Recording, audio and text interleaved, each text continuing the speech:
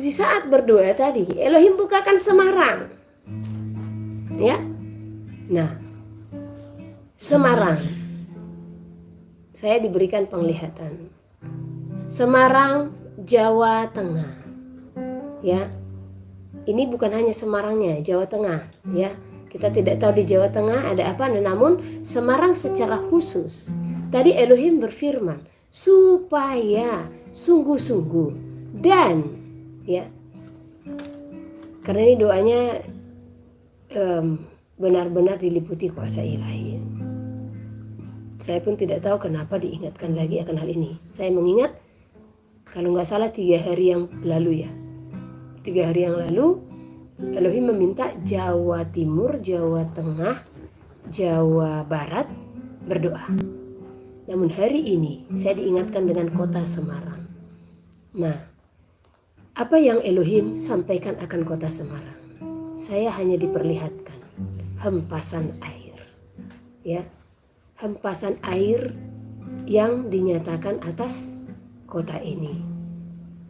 Jadi bahkan sangat kencang dikatakan keluar dari pesisir pantai.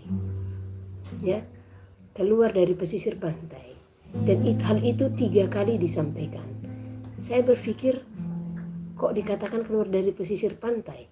Yang saya tahu yang dekat pantai itu bukan Semarang, tapi Surabaya. Ya, karena tadi saya pikir Semarang Jawa Tengah kan.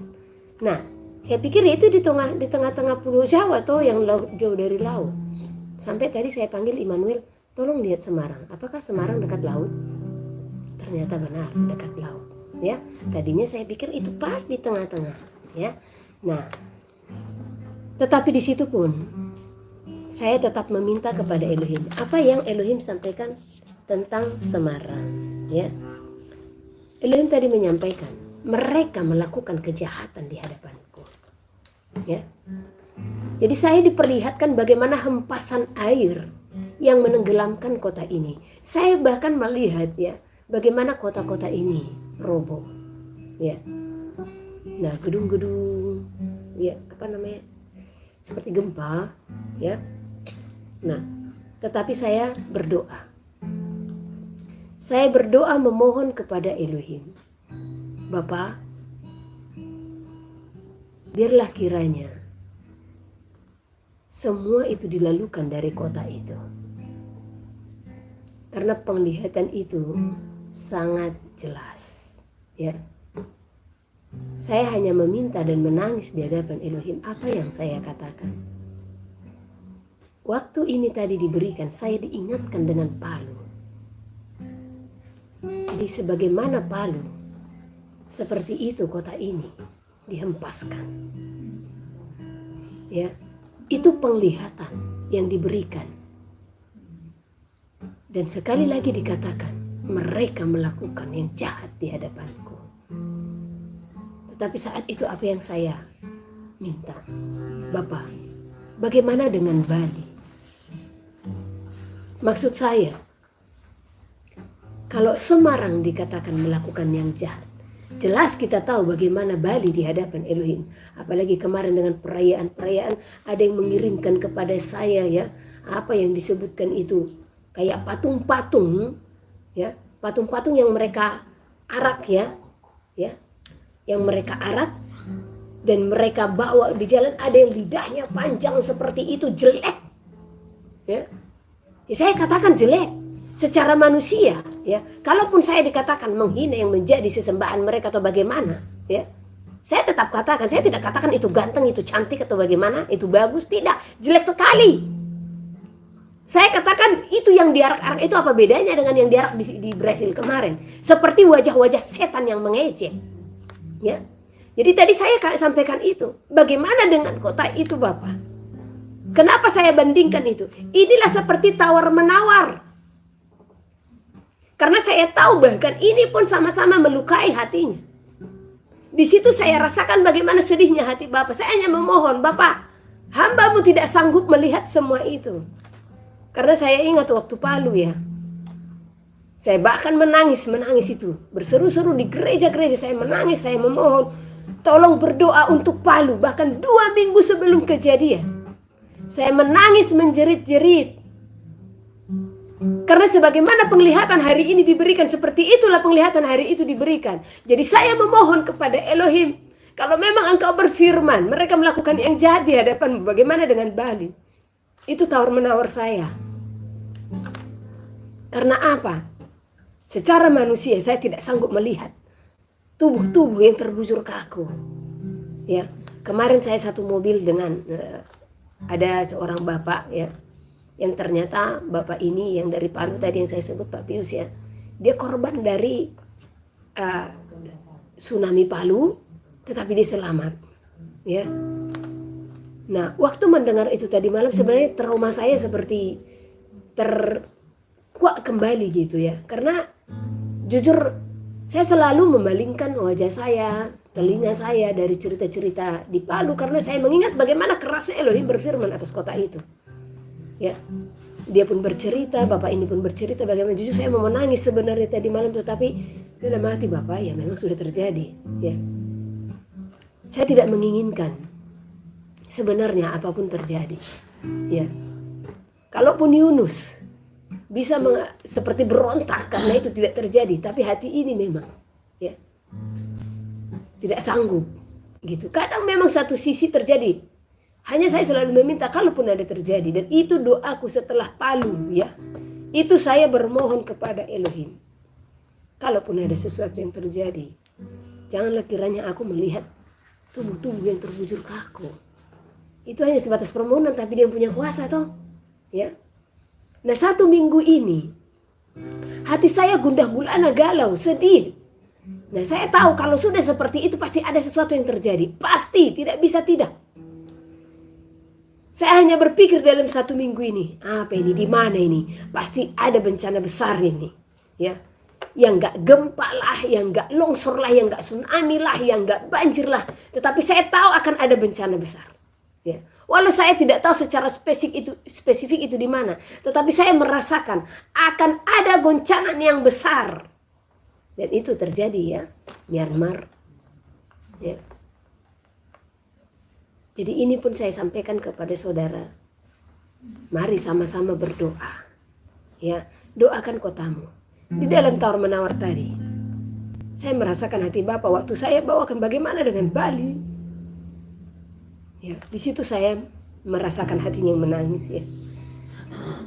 Sesungguhnya Elohim tidak berkenan semua ini akan terjadi. Tetapi karena ketegar-tengkukan umat manusia. Yang saya minta hanya apa? Bapak, lalukanlah itu. Tetapi kalau itu dilalukan, sudah bisakah kita bertobat dan sungguh-sungguh datang kepada yang tidak melakukan apa yang jahat di matanya? Berdoalah untuk Semarang. Ya. Sampai saya tadi memohon, saya ingat dulu waktu papa saya diberikan penglihatan, ayah saya sendiri ya. Saat itu saya diberikan penglihatan karena sesuatu kesalahan ya. Ayah saya kecelakaan. Di saat dia kecelakaan, saya melihat dia seperti ayam yang dipotong lehernya, sudah keluarkan darahnya tapi nggak mati-mati seperti gitu ya. Saat itu saya diberi penglihatan itu karena memang saat itu benar-benar hati Elohim berduka olehnya. Di sana saya galau, saya tetap tawar-menawar. Satu sisi ya memang dia harus ditegur karena sudah keterlaluan perkataannya. Walau sekarang memang sudah baik ya, sudah bertobat. Satu sisi dia ayah saya. Kemudian saya mendengar suara. Saya tidak tahu menaikkan doa saat itu apa yang harus saya doakan. Karena satu sisi itu tadi dia harus ditegur. Satu sisi itu tadi ya susah kalau itu terjadi. Kemudian saya mendengar suara. Berdoalah, katakanlah seperti ini. Bapa, jikalau itu kehendakmu, maka jadilah. Tetapi jangan susahkan ibuku. Karena saya tahu jikalau itu terjadi yang susah adalah ibuku. Dan ibuku adalah orang yang menjadi korban akan segala kesalahan-kesalahan itu. Ya. Kalau sekiranya terjadi apa-apa sama ibuku, sama papaku, toh ibuku yang susah. Karena yang saya lihat tidak mati. Ya. Waktu saya mendengar suara itu, saya tersungkur dan bersujud di hadapan Elohim. Saya sampaikan doa itu. Saya katakan, Bapak, jikalau itu harus terjadi, maka jadilah kehendak-Mu, tetapi jangan susahkan ibuku. Dalam 1 bulan terjadi, Bapak saya kecelakaan. Dan waktu kecelakaan saya ada di rumah saudara saya yang juga hamba Elohimnya. Dia gembala. Jadi saat itu saya berada di rumahnya. Mama saya telepon. Halo, bapakmu kecelakaan. Abang saya langsung bilang, Bapak kecelakaan. Enggak apa-apa itu. Jadi gimana bapak, Mak? Memang bapakmu enggak apa-apa. Ya, bapakmu tidak apa-apa. Tetapi motor hancur. Kalau saudara melihat remuknya motor itu, maka papa saya minimal lecet di tangan. Jatuh sedikit saja, dia sudah lecet. Tetapi saat itu tidak ada sama sekali. Tetapi motor seperti kerupuk. Tidak bisa dibagusin lagi ya, seperti kerupuk, terbuang sudah. Ya, saya melihat itu, saya mengingat doa itu. Karena memang benar, kalau sekiranya papa saya kecelakaan dan dia luka-luka atau kami harus mengurus ke rumah sakit, sementara keadaan ekonomi kami lemah, jujur, untuk bawa ke rumah sakit mungkin tidak akan mampu. Ya. Di sana saya hanya tersungkur di kaki Elohim. Saya katakan terima kasih Bapak. Ada harinya nanti saya akan menyampaikan ini, dan memang benar. Ada hari di mana ada sesuatu yang kami bahas, saya pun mengingatkan Papa saya. Lihat tidak Pak, bagaimana Elohim mengampuni dan memberkati hidup Bapak, menolong. Sebelum kejadian itu ada kejadian kan, di mana Bapak mengatakan seperti ini. Saat itu penglihatan diberikan Elohim dan ada perenungan saat itu atas Bapak saya. Dan saat ini juga saya meminta kepada Elohim atas kota ini, atas Semarang ini. Ya. Kalau sekiranya itu terjadi, janganlah saya melihat sesuatu yang sangat menyedihkan hati ini. Tapi kalau itu pun terjadi, ya saya mau bilang apa, saya pun tidak akan kecewa kepada dia karena kuasa ada di tangannya. Ya. Setidaknya saya hanya meminta satu contoh, takaran lah dulu ya. Kalau itu tsunami ya banjir saja lah. Kan bisa orang-orang selamat toh. Ya. Nah, kalau bisa sama sekali tidak ada. Ya. Nah, itu sebatas tadi permohonan saya, karena yang diperlihatkan itu tadi begitu kencangnya air itu dan menyiram kota itu. Ya. Dan terakhir waktu saya katakan bagaimana dengan Bali, di situ saya merasakan hatinya dilembutkan. Ya. Namun tetap jangan di zona nyaman. Elohim tetap meminta saudara-saudara untuk bermohon kepadanya. Karena kota ini telah melakukan yang jahat di mata Elohim. Jawa Tengah, ya, Jawa Tengah tetap berdoa dan bermohon kepadanya. Dan khusus Semarang, ini bukan hanya berdoa, bertelut saudara. Bertelut saudara. Tadi sampai saya ambil peta, ya. Saya bilang sama Immanuel, sini sebentar, di saat saya berdoa apa. Makanya tadi saya panggil berapa kali dia terus. Coba buka peta Semarang. Di dekat laut nggak tahu, katanya. Ya. Akhirnya kami lihat ternyata di pinggir laut. Dan bahkan saya melihat ke Surabaya. Ya. Laut yang bebas itu lebih di Semarang loh daripada Surabaya. Surabaya lautnya masih ditutup oleh Madura. Jadi dia hanya letter U seperti ini. Semarang langsung, ini Semarang atasnya laut semua. Karena sampai 3 kali tadi menjauh dari pesisir pantai, menjauh dari pesisir pantai, menjauh dari pesisir pantai, sampai ke pantai, sampaikanlah. Itu tadi yang disampaikannya. Saya hanya menyampaikan. Semua kembali kepada saudara. Ya. Jadi berdoalah supaya air hempasan itu tidak terjadi. Berdoalah agar kiranya banjir dan gempa pun tidak terjadi atas kotamu. Ya, karena itu tadi penglihatan yang diberikan, ya, bagaimana badai, ya, baik itu angin, baik apapun, supaya tidak terjadi atas kotamu. Saya mengingat, ya, beberapa waktu lalu waktu banjir di Manado, ya, saya berdoa untuk Manado dan saya diingatkan Semarang, ya. Nah, saya diingatkan kalau kota ini akan diberikan tanda. Di sanalah yang besoknya saya mendengar ada angin puting beliung di Semarang, diingatkan apa namanya, Jawa Tengah, ya. Dan besoknya saya dikirimin ada angin di Semarang, di Jawa Tengah, ya. Jadi saudara terkasih, Ibu Heni tidak menakut-nakuti siapapun, tidak. Ibu Heni hanya menyampaikan apa yang Elohim berikan. Saya hanya katakan, bahkan kalaupun itu terjadi, selamatkan umatmu. Terlebih orang-orang yang tulus hatinya dan datang berdoa kepadamu agar kiranya mereka diluputkan dari segala bencana-bencana yang datang melanda bumi ini. Ya, demikianlah pesan-pesan untuk Jawa Tengah, terkhusus kota Semarang, ya. Jadi Semarang, perbanyak doa-doamu, ya.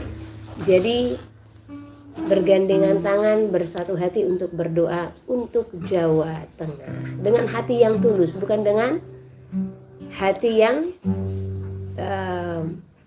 tanggung-tanggung seperti itu. Benar-benar memang memiliki hati yang sungguh-sungguh datang berdoa dan bermohon kepada Elohim. Baik, sebagai renungan kita pada malam hari ini, mari kita buka dari Yakobus pasal yang ketiga, ya. Yakobus pasal yang ketiga, dari ayat yang pertama sampai ayat yang ke-12. Saya akan membacakan dosa karena lidah. Jadi besok supaya kita tidak berdosa karena lidah, ya. Ini peringatan malam hari ini. Mungkin malam hari ini saudara lolos, ya kan? Karena sudah menjelang tidur toh, ya. Tapi ingat, esok hari masih berjalan. Saudara-saudaraku, janganlah banyak orang di antara kamu mau menjadi guru. Sebab kita tahu bahwa mana tadi? Ini mata menjurus plus ini. Lucunya dekat susah, jauh susah, padahal pakai kacamata. Sebab kita tahu bahwa sebagai guru kita akan dihakimi menurut ukuran yang lebih berat. Apa artinya ini? Ya. Saya pernah mengingatkan saudara-saudara bagaimana setiap kita itu kalau mengajari seseorang, terlebih dahulu loloskan dirimu daripada hal itu. Ya, itu yang paling utama. Bereskan dulu hidupmu, baru engkau bisa memberi nasihat kepada sesamamu manusia. Ya, terlebih di saat kita mengajar, di saat kita menyampaikan firman, di saat kita menyampaikan seruan-seruan yang daripada Bapa Elohim, ya. Nah, melalui firman-Nya. Itu terlebih dahulu kita harus beres dulu dari diri sendiri. Supaya apa? Ya. Supaya nanti kita tidak dihakimi menurut ukuran yang lebih berat, ya. Karena guru-guru palsu, pengajar-pengajar palsu akan dihakimi bahkan lebih berat. Kenapa? Karena seseorang bisa berkata jangan engkau mencuri, sementara dia mencuri. Bagaimana Elohim tidak akan menghukum dia, ya, seturut dengan apa yang dia sampaikan. Engkau berkata jangan mencuri, namun sesungguhnya engkaulah yang telah mencuri. Nah, ngeri ya. Jadi kalau kita belum bisa melakukan segala sesuatu, maka saran saya, ada baiknya selidiki dulu hati ini, ya. Selidiki hati ini menjadi pelaku firman, ya. Baru layani sesamamu manusia. Karena untuk apa kita melayani sesama, namun hidup kita tidak beres? Tidak bisa. Apalagi untuk mendengar suara Elohim. Oh, enggak gampang. Seperti yang saya katakan tadi, ya.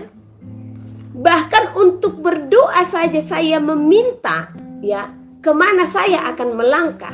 Karena pikiran saya masih bercabang ke seminar yang akan diadakan. Enggak ada, ya. Tidak bisa. Kalau mau mendengar suara Elohim, ya. Nah, kalau mau mendengar suara Elohim itu harus benar-benar fokus dan di dalam kekudusan. Itu kuncinya, ya. Benar-benar fokus. Supaya apa? Supaya tidak bercampur suara-suara yang didengar. Jadi mohon kepada saudara-saudara, kalau satu contoh ada yang meminta doa dari saya, gimana Bu jawaban Elohim atas ini segala macam, kalau saya belum jawab, ya. Ada kalanya memang saudara diminta untuk datang berdoa, ya. Saya bukan orang yang terlalu gampang diminta untuk mendoakan seseorang.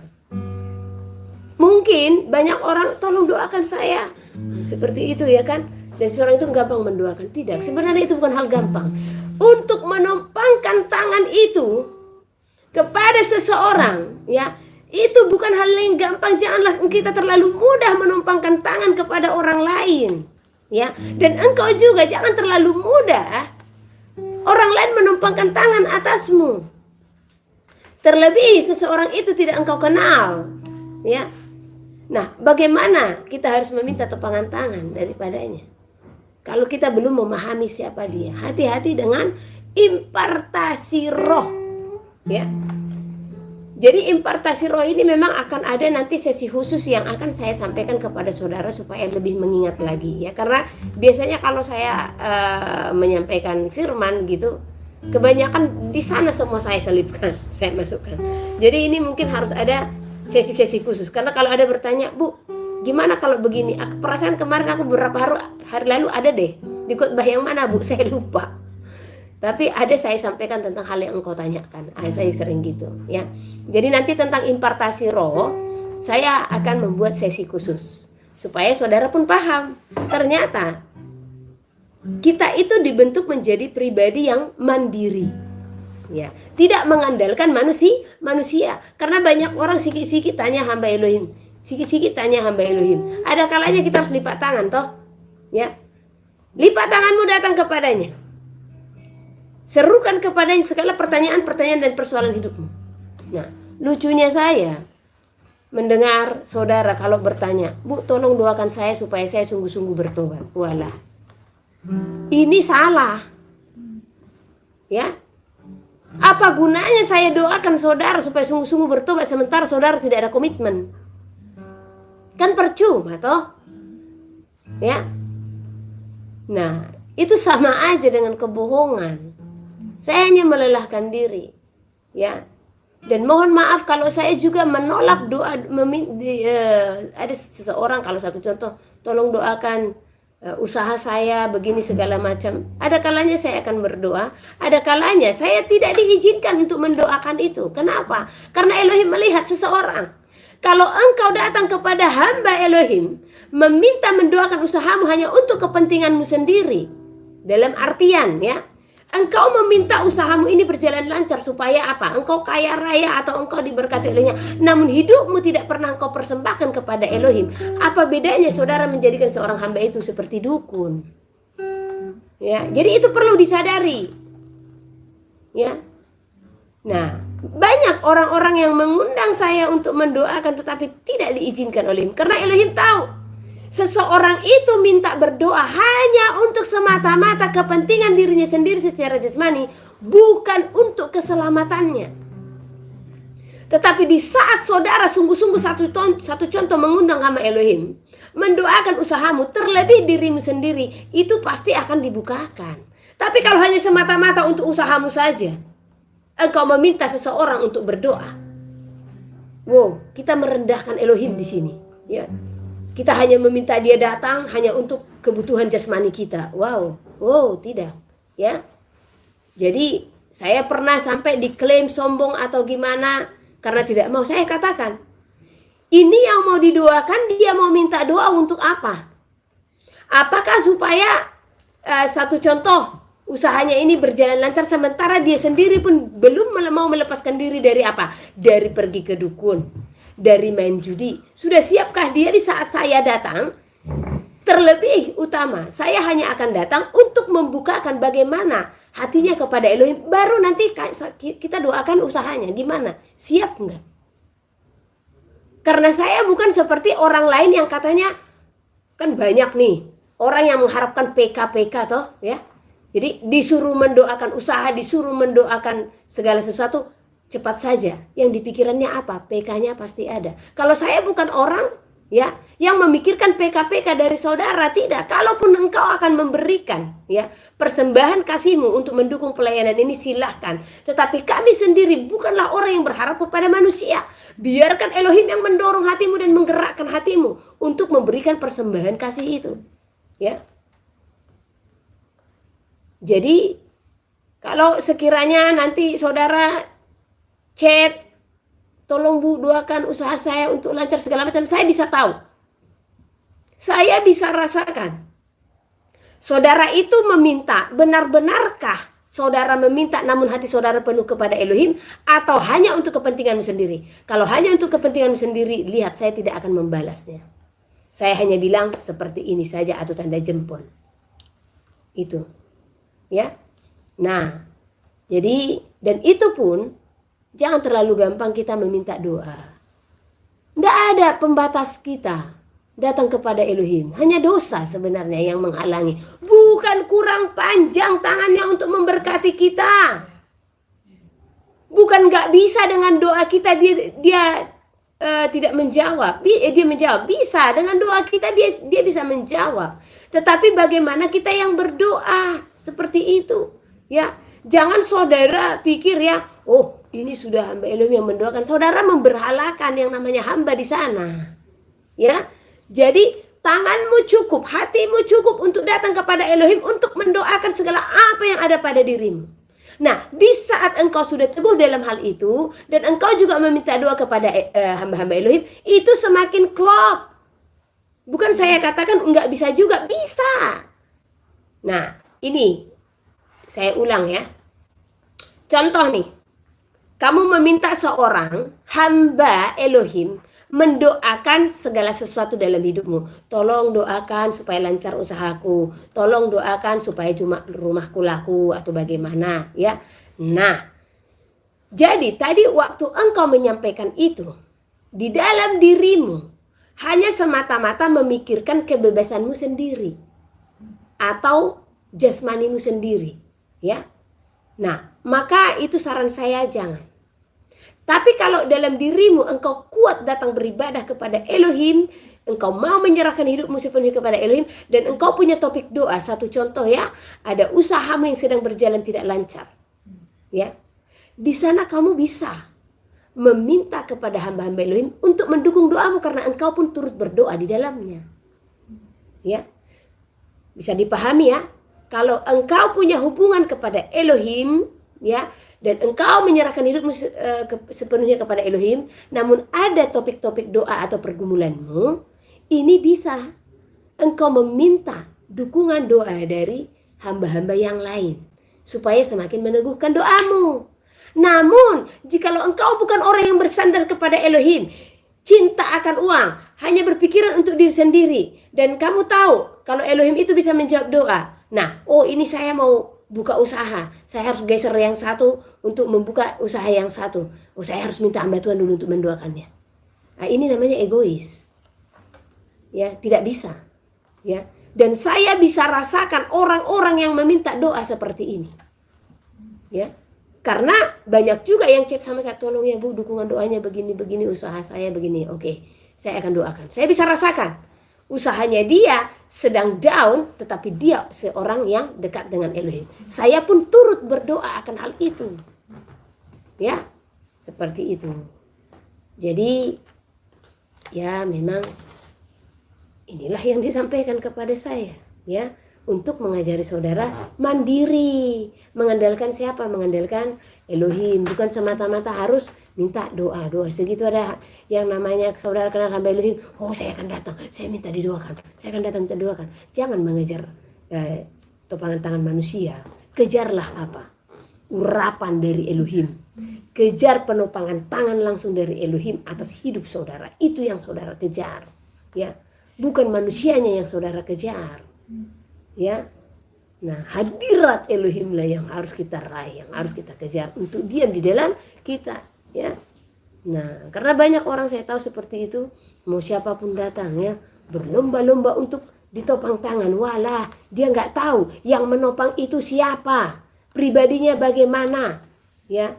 Hanya karena melihat di YouTube seperti ini atau di sosial media, oh itu tidak cukup saudara. Tidak cukup pengenalanmu. Ya, kecuali kalau engkau sudah benar-benar intim kepada Elohim, maka engkau akan mengenali spirit daripada seseorang. Ya. Nah, di saat engkau mengenali, engkau pun minta doa, silahkan. Tapi kalau belum dikenal semata-mata hanya untuk berdoa untuk dirimu sendiri, oh jangan. Enggak usah kejar dunia. Ya, kejar Elohim. Nah, oke. Jadi di ayat pertama, janganlah banyak orang di antara kamu mau menjadi guru. Karena apalagi di akhir zaman ini sangat banyak yang mau menjadi guru. Sementara dia pun masih harus digurui. Ya. Sebab kita tahu bahwa sebagai guru kita akan dihakimi menurut ukuran yang lebih berat. Nah, di saat saya membaca ini, disinilah bagiku pelayanan itu bukan hal yang gampang. Ya, bukan hal yang gampang. Kenapa? Karena sedikit saja kurang dalam diri saya tidak akan berdiri untuk saudara. Sedikit saja hubungan saya yang miss kepada Elohim, ya, yang kurang, saya tidak mau. Hati saya saja yang agak ada kesal atau jengkel, saya tidak akan mau berdiri di sini. Beberapa waktu lalu ada seorang sahabat saya berkata, Bu, sepertinya ibu emosi, mungkin karena membicarakan yang lalu. Enggak, sebenarnya saya bukan emosi. Ya, nah karena itu bukan bagian dari hidup saya. Tetapi memang untuk membongkar kebenaran, membukakan kebenaran, ya saya tegas. Dalam berkata-kata saya tegas. Karena banyak juga orang yang menilai, ya apalagi dari video-video lama saya, kan keras kalau mengajar. Ya, sampai menganggap saya pemarah gitu. Saya bukan pemarah. Terus terang saya katakan, bukannya saya mengatakan diri saya atau seperti memuji diri saya sendiri. Tidak. Tetapi saudara bisa datang dan kenal saya secara langsung, hidup bersama dengan saya, lihat dulu. Karena kalau itu karakter pemarah, ya, waktu kita bertemu dengan orang itu dan berbicara dengan orang itu, kita bisa kenal, ya. Tetapi jangan pula kalau satu contoh, karena tidak sesuai dengan perkataan kita sehingga kita bisa mengklaim seorang pemarah, tidak, ya. Jangan ukurkan segala sesuatu seturut dengan ukuran yang ada padamu, tetapi ukurkan segala sesuatu itu, bandingkan itu dengan hikmat Elohim, dengan firman Elohim. Ya, banyak itu yang menilai saya, oh Ibu Hendy pemarah segala macam. Gimana sih pemarah, ya? Sampai saya pernah bilang sama anak saya Immanuel, ya, saya tetap ngajarin anak ini dari dulu, ya. Nah, bahkan sampai sekarang pun kan tetap, karena saya adalah pembimbingnya. Ya, apa yang saya katakan kepada dia? Orangnya ada nih di sini nih. Nah, apa yang saya katakan? Kunci untuk kita memperoleh suara Elohim, ya, bagaimana supaya dia murni berbicara kepada kita, ada satu hal, dan ini adalah rahasianya. Saya bilang apa? Jangan ada karakter pemarah dalam diri. Nah, itu. Nah, perhatikan Immanuel, saya bilang. Kalau ada seorang masih ada kemarahan dalam dirinya dan dia mengaku mendengar suara Elohim, saya bisa katakan itu adalah dusta. Ya, kamu lihat. Berapa tahun? 9, 8. Ya. Saya bilang sama dia, coba kamu lihat, 8 tahun kamu telah menjadi anakku. Ada enggak engkau melihat saya marah-marah, karakter pemarah itu ada? Itu kamu lihat. Dan coba cek itu ada di mana dan kapan. Ya, jujur saudara, tidak ada. Kalau tegas mengajar, ya saya tegas. Sampai suara saya pun menggelegar kalau mengajar. Ya. Nah, apalagi kalau sudah kepenuhan, tapi menggelegarnya positif. Ya. Enggaknya jadi menggelegarnya, engkau Bu Desi mengerti. Enggak seperti itu. Enggak ada seperti itu. Ya. Tetapi kuat suara itu walaupun menggelegar, bukannya kasar. Hanya paling mengatakan, ya, pesan-pesannya dengan tegasnya dan lantangnya suara itu. Itu saja. Ya. Jadi saudara pun bisa bertanya kepada orang-orang sekeliling saya.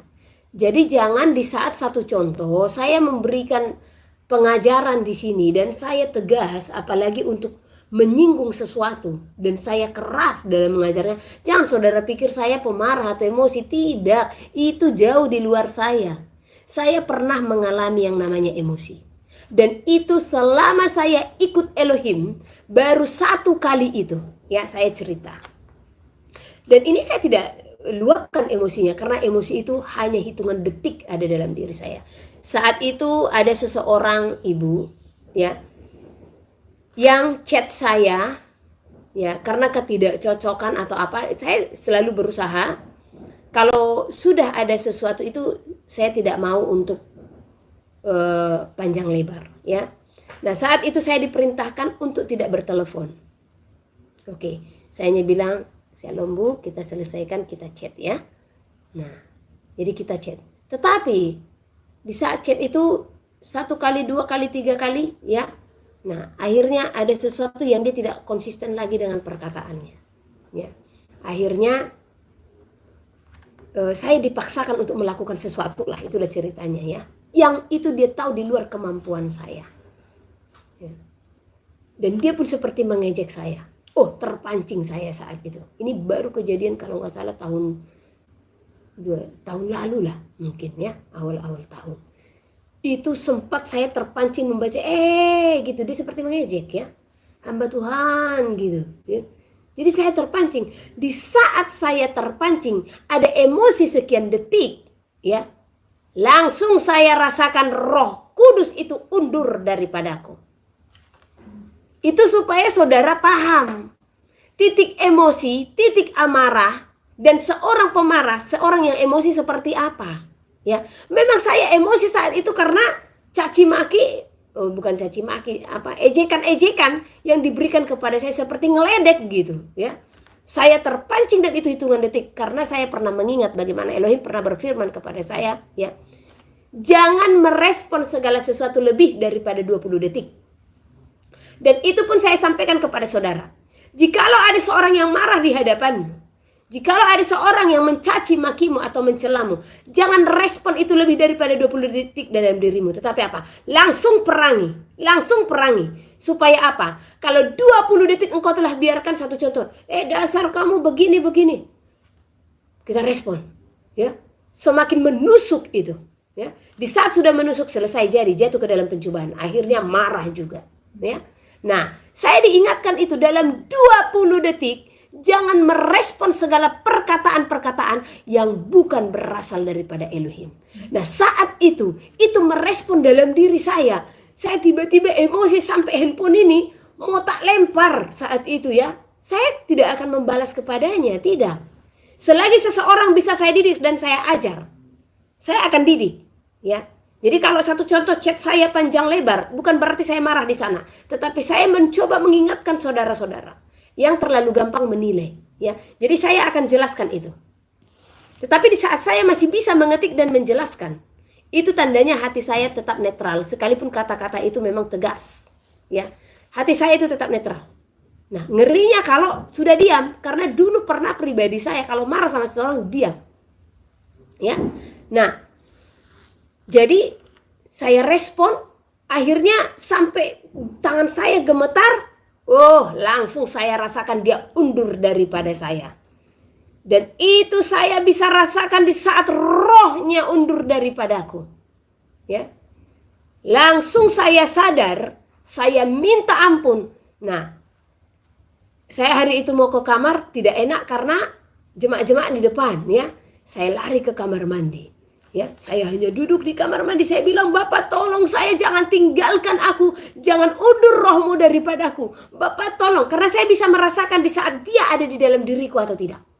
Saya tidak tahu bagaimana saudara. Apa saudara bisa merasakan Roh Kudus itu diam dalam diri saudara atau tidak? Tetapi saya benar-benar merasakannya, ya. Tolong jangan undur rohmu daripadaku, Bapak. Oh, saya memohon ya.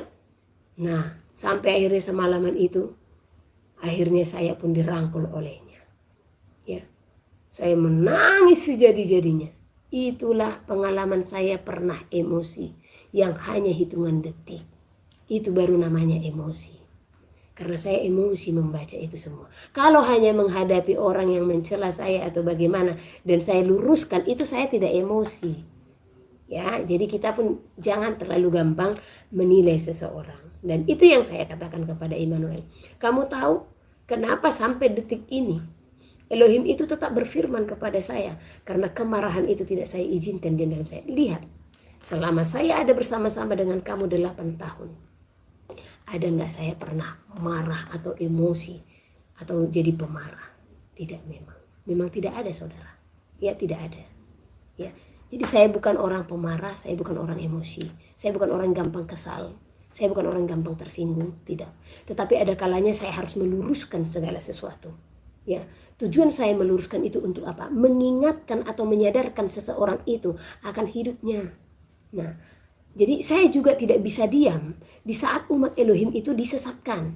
Ya, kalau ada orang-orang yang saya tahu, satu contoh itu bukan dari Elohim, saya tidak bisa diam. Ya, karena apa? Saya kasihan melihat jiwa-jiwa yang terhanyut dengan pengajaran-pengajaran yang tidak berasal daripada Elohim dan percaya dengan yang bukan berasal daripada Elohim. Di sana saya akan berdiri dan berbicara. Jadi itu tidak emosi. Ya. Jadi beda ya. Itu. Nah, jadi makanya sering saya bilang apalagi ada orang pernah ya seorang hamba Elohim kami berbicara tentang sahabat dan binatang haram. Nah, jadi ya saya tetap membalas chat-chatannya. Saya balas sesuai dengan apa yang Elohim taruhkan kepada saya tentang sahabat dan binatang haram. Akhirnya dia bilang apa? Ya, memang ibu orangnya keras kepala, tegar tengkuk. Loh, saya bilang, Pak, Bapak lucu. Apa karena saya tidak tunduk dengan apa kata Bapak sehingga Bapak mengklaim saya keras kepala dan tegar tengkuk? Loh, bagaimana kalau saya sebaliknya, Pak?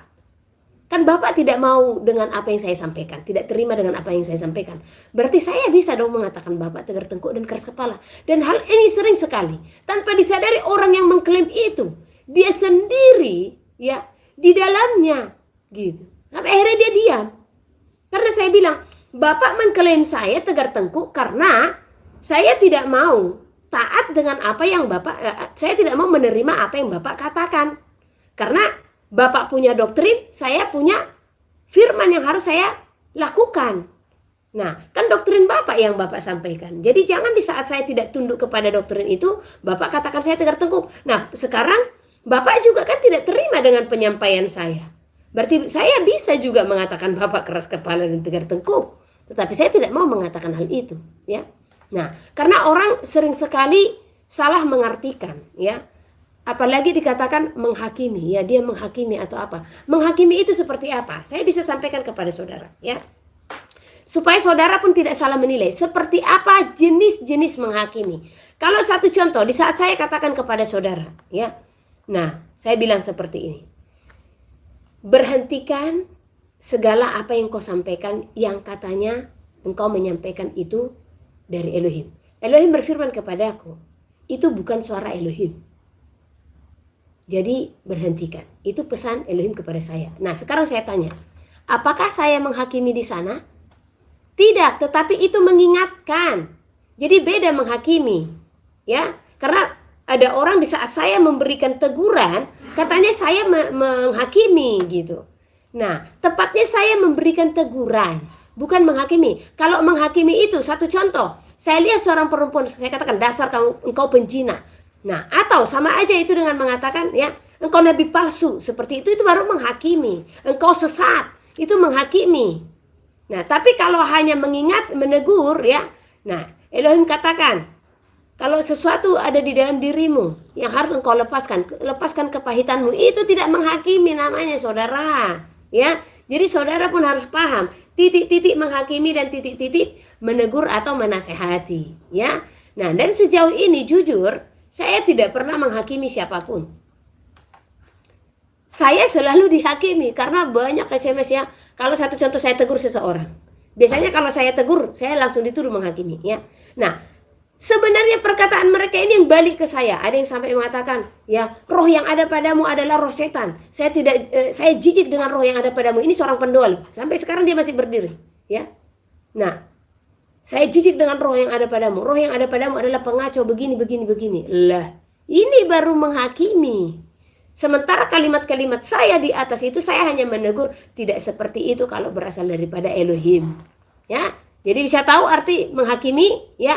Jadi Ibu Heni Situmorang cek semua video saya dari mulai awal sampai akhir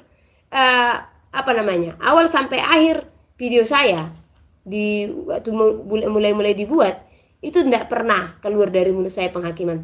Tetapi kalau teguran-teguran, ya memang itu bagian yang telah diberikan Elohim kepada saya. Dan itu pun bukan keinginan daging saya. Tetapi apa? Ya itu tuntunan roh. Itu panggilan saya, ya saya harus lakukan. Dan saya harus siap dibenci, ditolak. Karena apa yang dipercayakan kepada saya. Seperti itu ya.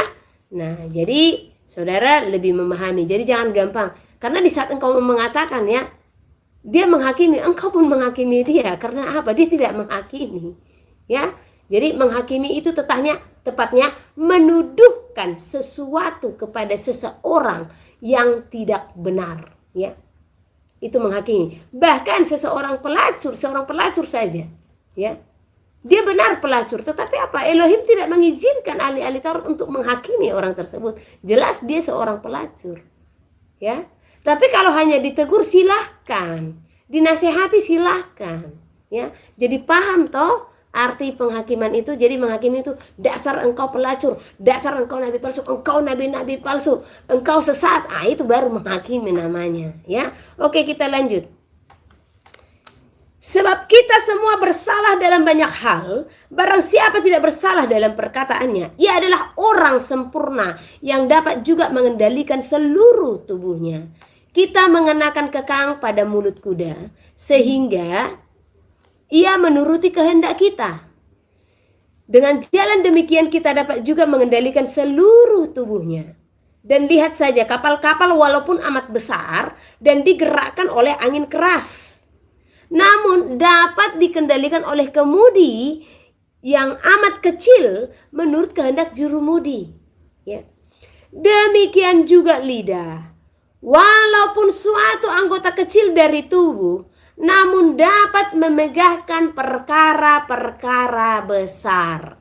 Ya, sekali lagi, lidah walaupun suatu anggota kecil dari tubuh, namun dapat memegahkan perkara-perkara besar. Lihatlah, betapapun kecilnya api, ia dapat membakar hutan yang besar. Demikian juga lidah ini, walaupun dia kecil, dia bisa membangkitkan perkara-perkara besar. Lidah pun adalah api.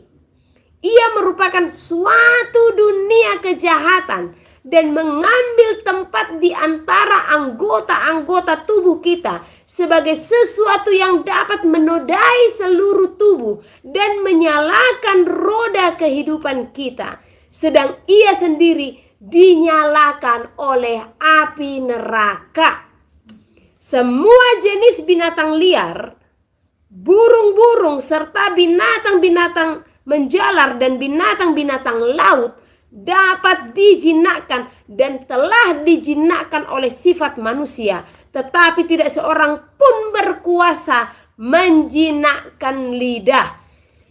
Ia adalah sesuatu yang buas yang tak terkuasai dan penuh racun yang mematikan. Dengan lidah kita memuji Elohim Bapa kita, dan dengan lidah kita mengutuk manusia yang diciptakan menurut rupa Elohim. Dari mulut yang satu keluar berkat dan kutuk. Hal ini, saudara-saudaraku, tidak boleh demikian terjadi. Ya, saya diingatkan akan hal ini. Ya, saya baca dulu sampai hadis baru saya lanjut ya. Adakah sumber memancarkan air tawar dan air pahit dari mata air yang sama? Saudara-saudaraku, adakah pohon ara dapat menghasilkan buah zaitun? Dan adakah pokok anggur dapat menghasilkan buah ara? Demikian juga mata air asin tidak dapat mengeluarkan air tawar. Apa yang dimaksud di sini? Kalau lidah ini sudah kita pakai memuji dan menyembah Elohim, janganlah engkau pakai untuk mengutuk sesamamu manusia. Ya. Dikatakan di sini, dengan lidah kita memuji Elohim Bapa kita, dan dengan lidah kita mengutuk manusia yang diciptakan menurut rupa Elohim. Dari mulut yang satu keluar berkat dan kutuk. Hal ini saudara-saudaraku tidak boleh demikian terjadi. Jadi di sini saya memastikan 100% seseorang yang mengatakan ya dia seorang penyembah, namun ada kutuk keluar dari mulutnya untuk sesama manusia yang diciptakan menurut rupa Elohim, maka sungguh Elohim tidak berfirman kepadanya. Di sana yang saya katakan, Elohim tidak akan mengucapkan kutuk kepada umatnya. Jadi kalau mulutmu engkau pakai untuk memuji dan sebentar lagi mengutuk sesamamu, bagaimana Elohim bisa berfirman dari mulut saudara? Ya. Jadi janganlah hari ini engkau kudus, besok kudis katanya. Ya, kudis dalam artian apa? Banyak borok yang ada dalam dirimu dengan apa? Hari di saat beribadah, ya. Engkau benar-benar berdoa dan bersekutu kepada Elohim, tetapi esok lidahmu pun tidak bisa engkau kuasai. Engkau pun bersaksi dusta, engkau pun memfitnah sesamamu, engkau pun mengucapkan kata-kata yang tidak berkenan di hadapan Elohim. Ini. Apalagi yang katanya sudah dapat bahasa roh, namun sanggup untuk bersaksi dusta dan sanggup untuk mengucapkan kata-kata kotor. Saya yakin 100% kuasa daripada bahasa roh itu tidak ada lagi di dalam mulut orang tersebut. Tetapi kalaupun masih ada kata-kata itu keluar dari mulutnya, itu hanya sebatas bahasa yang fasih lidah yang tidak akan mengandung arti lagi. Karena bagaimana Elohim akan mengucapkan sesuatu yang kudus melalui mulut orang tersebut, sementara orang tersebut masih mengucapkan kata-kata kotor dari mulutnya. Hati-hati. Inilah yang dikatakan, ya. Binatang buas bisa dijinakkan, bahkan itu dijinakkan oleh siapa? Oleh manusia itu sendiri, ya. Tetapi lidah tidak seorang pun bisa menjinakkan lidah.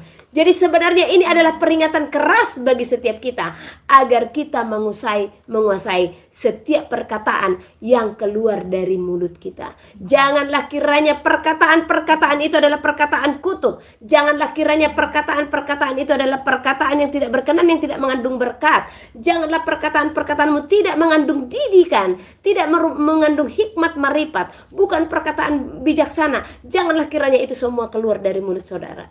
Namun biarlah kiranya perkataan-perkataan yang keluar dari mulut saudara dan saya adalah perkataan-perkataan didikan, pengajaran, dan berkat. Jadi sekalipun perkataan itu keras, namun kalau itu adalah didikan, maka itu adalah perkataan berkat bagi setiap kita. Jadi kuasai lidah saudara. Dan saya juga akan tetap menguasainya agar kiranya Elohim tidak berduka. Janganlah mulut kita pakai memuji, tetapi kita pakai juga untuk mengucapkan saksi dusta. Karena Elohim tidak berkenan atasnya. Ya, demikian renungan kita pada malam hari ini sebagai penopang hidup kita. Dan sebelum kita tidur, mari kita renungkan firman Elohim ini agar kiranya hari-hari kita benar-benar dipenuhi dengan firman yang menghidupi kita hari lepas hari. Dan saya sampaikan kepada saudara-saudara yang ada di Maluku, ya, mari. Saya tidak tahu kemana nanti di Maluku. Ya, Ibu Heni kan selalu seperti itu. Hanya diperintahkan ke satu wilayah. Bagaimana nanti di satu wilayah itu bukannya ada yang mengundang atau bagaimana? Ya. Nah, namun saya percaya Dia yang telah menyediakan segala sesuatunya. Ya. Jadi bagi saudara-saudara yang ada di Maluku, ya di Ambon itu satu itu ya. Nah, jadi mari kita bersatu hati, kita bersepakat dan kita bekerja sama untuk berdoa dan kita berkumpul. Nah, ini saya mau sampaikan kemarin kepada peserta seminar. Saya lupa memberitahukan di mana rangkuman dari penyingkapan wahyu ya yang kami sampaikan. Jadi tepatnya sebenarnya buku itu adalah rangkuman dari penyingkapan wahyu. Ini baru namanya penyingkapan, ya. Nah, bagi kalau saudara kemarin menyimak itu, ya. Karena di dalam penyingkapan itu, di situ kami membukakan oknum-oknum yang disebut di dalam kitab-kitab. Apa arti binatang, ya, yang dikatakan dari kitab Wahyu. Apa arti beruang yang di dalam mulutnya ada tulang? Itu penyingkapan, ya. Nah, jadi semua itu sebenarnya sudah kami sampaikan, ya. Namun masih ada lagi yang harus kami sempurnakan di dalam tulisan itu. Setelah saya melihat, saya bilang sama Immanuel, ya, ini nanti bukunya semakin kita sempurnakan dengan apa? Kami kan membuat sistem table toh, kolom. Nah, jadi seperti apa namanya itu ya? Seperti apa tepatnya, Bu? Kotak-kotak, terus jaringan-jaringan di bawah gitu, ya. Seperti susunan, seperti struktur yang disusun, ya. Nah, jadi saya bilang sama Immanuel, mungkin ada orang nanti yang sulit untuk membaca ini, ya. Nah, karena semua dari firman itu kita catat. Contoh dari Wahyu pasal yang sekian kita hubungkan ke Daniel. Itu penyingkapan, ya. Nah, kita hubungkan ke Daniel karena Wahyu berhubungan dengan Daniel. Jadi di saat ayat itu kita buat, nanti orangnya kan akan ada di atas siapa yang menjadi pemimpin yang sesungguhnya daripada dunia ini yang merupakan penguasa dunia. Nah, siapa antek-antek mereka yang berhubungan dengan binatang yang keluar dari ini, binatang yang keluar dari ini. Nah, siapa lagi oknum yang disebut sebagai tanduk yang berdiri itu seperti ini, ya. Nah, itu semua ada, ya. Nah, jadi nanti kami akan lebih sempurnakan lagi setelah kami pulang nanti. Kami akan mengulang karena kemarin juga perinan di sini masih kurang bagus. Karena kabur, ya. Jadi nanti bagi saudara-saudara yang ikut seminar di Manado, ya, itu bukunya akan kita kirimkan setelah kami pulang, setelah kami selesaikan, dan itu mungkin akan tebal. Untuk sekarang kan tebalnya paling hanya segini, ya. Itu nanti akan bisa segini setelah kami lampirkan semuanya, sehingga di penjabaran itu akan kami buat secara tertulis. Jadi kami akan jelaskan dari Wahyu pasal yang pertama sampai yang terakhir, dan dari kitab Daniel akan kami catat. Nah, itulah sesungguhnya kitab Wahyu yang telah dibukakan Elohim yang belum kami sampaikan kepada saudara, ya. Dan dari sana saudara akan memahami dan terbelalak. Jadi bukan hanya penjabaran, satu contoh seperti ini nih. Saya bacakan, ya. Kepada jemaat di Efesus, kepada jemaat di Tiatira. Nah, jadi saya bukan hanya mengatakan nanti, jadi kepada jemaat di Tiatira ini Elohim berfirman seperti ini. Saya akan jelaskan siapa yang dimaksud jemaat Tiatira, siapa yang dimaksud jemaat di Pergamus, dan siapa ini di akhir zaman. Nah, itu baru penyingkapan, ya. Nah, siapa yang disebut jemaat di Efesus, itu kalangan apa? Dan ini sudah Elohim bukakan kepada saya, ya. Saya tidak bisa bukakan dulu sekarang. Contoh, jemaat Pergamus ini nanti dari aliran mana, ya? Dan itu ada di bumi sekarang, ya. Nah, siapa yang disebut jemaat Tiatira ini dari aliran mana, ya? Nah, siapa jemaat yang ada di Laodikia, itu seperti apa? Dan kelompok apa itu jemaat di Laodikia dan Philadelphia? Nah, nanti kami akan bukakan di buku itu siapa yang Elohim maksud di akhir zaman, yang termasuk jemaat di Laodikia, jemaat Philadelphia. Itulah penyingkapan, saudara. Makanya kemarin ada orang yang bilang sama saya, ibu seharusnya bersatu, ya. Ibu kan dianugerahkan karunia nubuat, dan yang satu penyingkapan. Saya katakan jujur di dalam hati ini, itu bukan penyingkapan. Karena penyingkapan yang sesungguhnya telah Elohim bukakan. Dan saudara pun akan terbelalak dengan apa yang dikatakan nanti di dalam firman-firman yang terkandung di dalam Wahyu ini. Apa yang dimaksud dengan 1 masa, 2 masa, 3 masa, setengah masa. Hitungan manusia itu adalah hitungan tahun. Dan itu bukan hitungan tahun, ya. Jadi jangan saudara menghitung, berarti 1 tahun, 2 tahun, 3 tahun, 3,5 tahun. Lah, kan ada juga dikatakan 1 pekan, 2 pekan, 3 pekan, setengah pekan. Nah, apa itu 1 minggu, 2 minggu, 3 minggu? Ya, karena kalau kita baca King James Version, ya, itu juga ada yang 1 pekan, 2 pekan. Sementara di sini dituliskan 1 masa. Nah, kalau kita menghitung ukuran manusia 1 pekan itu berapa lama? 1 minggu. Apa iya 3,5 minggu? Jadi inilah yang mau kami bukakan kepada saudara, penyingkapan-penyingkapan yang Elohim akan bukakan nanti tentang wahyu yang kami hubungkan dengan penguasa-penguasa dunia dan kami hubungkan dengan keadaan-keadaan zaman yang sedang terjadi. Satu poin yang bisa saya sampaikan kepada saudara, ya. Kalau satu masa itu berbicara satu kejadian, berjalan berapa lama tidak ada seorang pun yang tahu. Apakah di satu masa itu akan berjalan sampai 3 tahun? Kita tidak tahu. Jadi 1 masa, 2 masa, 3 masa, setengah masa, itu berbicara satu kejadian. Amsal pasal 29. Siapa bersih tegang leher, walaupun telah mendapat teguran, akan sekonyong-konyong diremukkan tanpa dapat dipulihkan lagi. Jika orang benar bertambah, bersukacitalah rakyat. Tetapi jika orang fasik memerintah, berkeluh kesahlah rakyat. Orang yang mencintai hikmat, menggembirakan ayahnya. Tetapi siapa yang bergaul dengan pelacur, memboroskan harta. Dengan keadilan, seorang raja menegakkan negerinya. Tetapi orang yang memungut banyak pajak, meruntuhkannya. Orang yang menjilat sesamanya, membentangkan jerat di depan kakinya. Orang yang jahat terjerat oleh pelanggarannya, tetapi orang benar akan bersorak dan bersukacita. Orang benar mengetahui hak orang lemah, tetapi orang fasik tidak mengertinya. Pencemooh mengacaukan kota, tetapi orang bijak meredakan amarah. Jika orang bijak berperkara dengan orang bodoh ini mengamuk dan tertawa, sehingga tak ada ketenangan. Orang yang haus akan darah membenci orang saleh, tetapi orang yang jujur mencari keselamatannya. Orang bebal melampiaskan seluruh amarahnya, tetapi orang bijak akhirnya meredakannya.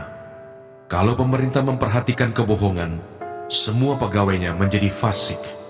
Si miskin dan si penindas bertemu, dan Tuhan membuat mata kedua orang itu bersinar. Raja yang menghakimi orang lemah dengan adil, tahtanya tetap kokoh untuk selama-lamanya. Tongkat dan teguran mendatangkan hikmat, tetapi anak yang dibiarkan mempermalukan ibunya. Jika orang fasik bertambah, bertambahlah pula pelanggaran, tetapi orang benar akan melihat keruntuhan mereka. Didiklah anakmu, maka ia akan memberikan ketentraman kepadamu dan mendatangkan sukacita kepadamu. Bila tidak ada wahyu, menjadi liarlah rakyat. Berbagailah orang yang berpegang pada hukum. Dengan kata-kata saja seorang hamba tidak dapat diajari, sebab walaupun ia mengerti, namun ia tidak mengindahkannya. Kau lihat orang yang cepat dengan kata-katanya. Harapan lebih banyak bagi orang bebal daripada bagi orang itu. Siapa memanjakan hambanya sejak muda, akhirnya menjadikan dia keras kepala. Si pemarah menimbulkan pertengkaran, dan orang yang lekas gusar banyak pelanggarannya. Keangkuhan merendahkan orang, tetapi orang yang rendah hati menerima pujian. Siapa menerima bagian dari pencuri, membenci dirinya. Didengarnya kutuk, tetapi tidak diberitahukannya. Takut kepada orang mendatangkan jerat, tetapi siapa percaya kepada Tuhan, dilindungi. Banyak orang mencari muka pada pemerintah, tetapi dari Tuhan orang menerima keadilan. Orang bodoh adalah kekejian bagi orang benar. Orang yang jujur jalannya adalah kekejian bagi orang fasik. Amsal pasal 30. Perkataan-perkataan Agur bin Yake. Perkataan Agur bin Yake dari Masa.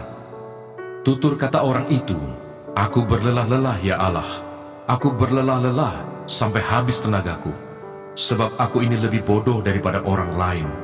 Pengertian manusia tidak ada padaku, juga tidak kupelajari hikmat, sehingga tidak dapat kukenal yang maha kudus. Siapakah yang naik ke surga lalu turun? Siapakah yang telah mengumpulkan angin dalam genggamnya? Siapakah yang telah membungkus air dengan kain? Siapakah yang telah menetapkan segala ujung bumi? Siapa namanya dan siapa nama anaknya? Engkau tentu tahu. Semua firman Allah adalah murni. Ia adalah perisai bagi orang-orang yang berlindung padanya. Jangan menambahi firman-Nya, supaya engkau tidak ditegurnya, dan dianggap pendusta.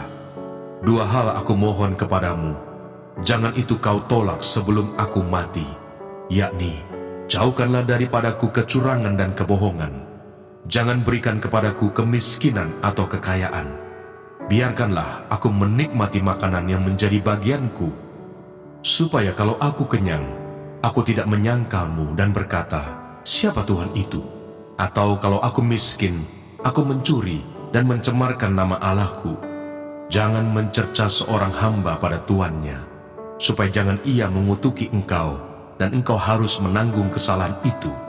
Ada keturunan yang mengutuki ayahnya, dan tidak memberkati ibunya. Ada keturunan yang menganggap dirinya tahir, tetapi belum dibasuh dari kotorannya sendiri. Ada keturunan yang berpandangan angkuh, yang terangkat kelopak matanya. Ada keturunan yang giginya adalah pedang, yang gigi geliginya adalah pisau, untuk memakan habis dari bumi orang-orang yang tertindas, orang-orang yang miskin di antara manusia. Si lintah mempunyai 2 anak perempuan, untukku dan untukku. Ada 3 hal yang tak akan kenyang, ada 4 hal yang tak pernah berkata cukup.